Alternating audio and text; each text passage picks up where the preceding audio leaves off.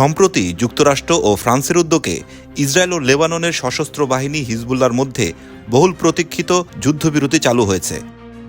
কিন্তু লেবানন অভিযোগ করেছে এই চুক্তির শর্ত লঙ্ঘন করে অন্তত ৬টি জায়গায় ইসরায়েল হামলা করেছে।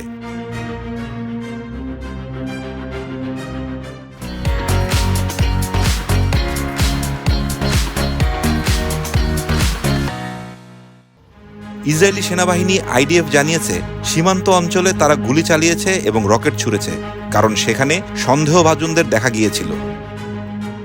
দক্ষিণ লেবাননে হিজবুল্লাহর সামরিক ঘাঁটিতে হামলা চালানো হয়েছে। চুক্তির শর্ত অনুযায়ী এই অঞ্চল থেকে হিজবুল্লাহর সামরিক উপস্থিতি সরিয়ে নেওয়ার কথা। যুক্তরাষ্ট্র ও ফ্রান্সের মধ্যস্থতায় হিজবুল্লাহ এবং ইসরায়েলের যে চুক্তি হয়েছে তার শর্ত অনুযায়ী ৬০ দিনের মধ্যে ইসরায়েলি সেনাকে লেবানন ছেড়ে চলে যেতে হবে। অপরদিকে হিজবুল্লাহ অধ্যুষিত অঞ্চলগুলোতে লেবানন সেনা ও জাতিসংঘের শান্তি বাহিনী মোতায়েন থাকবে। কোনো পক্ষই অন্য পক্ষের উপর আক্রমণ চালাতে পারবে না। মধ্য গাজায় বৃহস্পতিবার লাগাতার হামলা চালিয়েছে ইসরায়েল।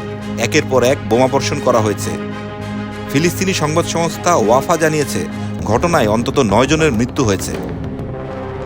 জাতিসংঘের ফিলিস্তিনি সংক্রান্ত সংস্থা জানিয়েছে উত্তর গাজার একাধিক জায়গা এখনও বিচ্ছিন্ন হয়ে আছে। সেখানে জাতিসংঘের ত্রাণও পৌঁছাচ্ছে না। ওই অঞ্চলে ৬০ থেকে ৭৫ হাজার মানুষ আটকে আছেন। প্রবল খাদ্য সংকটে ভুগছেন তারা।